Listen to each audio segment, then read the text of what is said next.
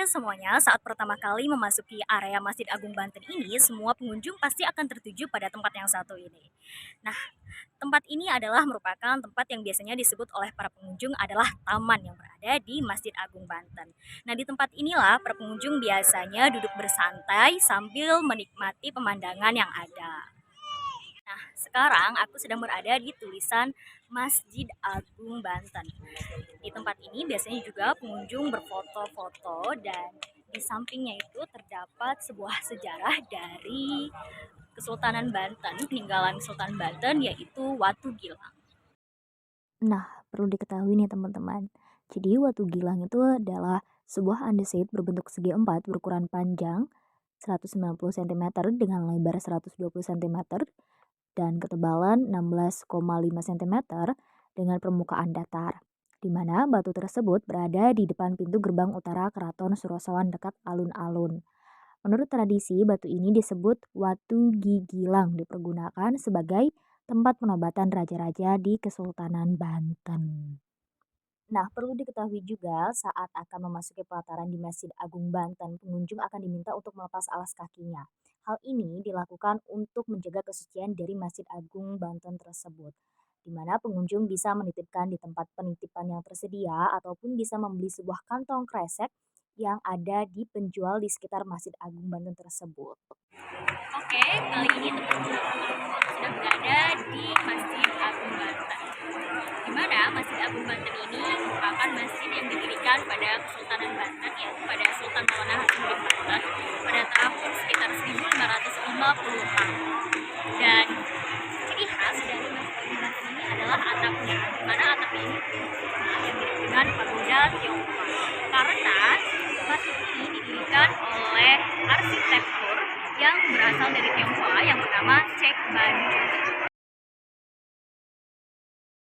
Oke teman-teman, tepat di belakang ini adalah sebuah menara, di mana menara ini tingginya sekitar 24 meter dan pada zaman dahulu menara ini digunakan sebagai tempat untuk seruan azan.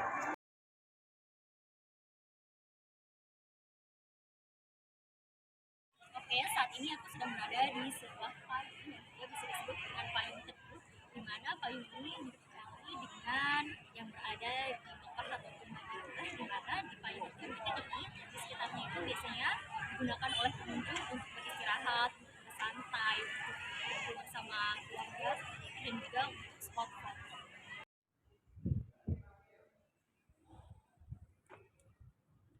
Tuh ngeliat tuh bagus. Maulana Sudin Sultan Maulana Hasanuddin Banten. Kalau Sultan pertama. terus Ini prajuritnya Sultan Hasanuddin yang zaman dulunya ikut apa namanya berperang waktu zaman Sultan. Itulah tadi sedikit perbincangan antara aku dengan salah satu seorang pengurus yang ada di Masjid Agung Banten. Dan perlu diketahui bahwasanya di Masjid Agung Banten ini juga terdapat kompleks pemakaman dari Sultan-Sultan Banten beserta keluarganya. Di mana terdapat makam Sultan Maulana Hasanuddin dan istrinya, Sultan Ageng Tirtayasa, Sultan Abu Nasir Abdul Qohar, dan juga di sisi yang lain itu terdapat makam Sultan Maulana Muhammad dan Sultan Zainul Abidin. Dan juga menurut info yang diberikan, ada juga makam dari prajurit-prajurit yang membela Kesultanan Banten pada zaman dahulu. untuk kamu yang ingin berwisata religi sambil mengetahui sejarah dari provinsi tersebut, wisata dari Masjid Agung Banten bisa menjadi salah satu solusinya. Jadi tunggu apa lagi? Yuk kunjungi Masjid Agung Banten sekaligus berwisata religi dan juga mengulik sejarah dari Provinsi Banten. Nah, itulah vlog aku hari ini. Terima kasih dan sampai jumpa.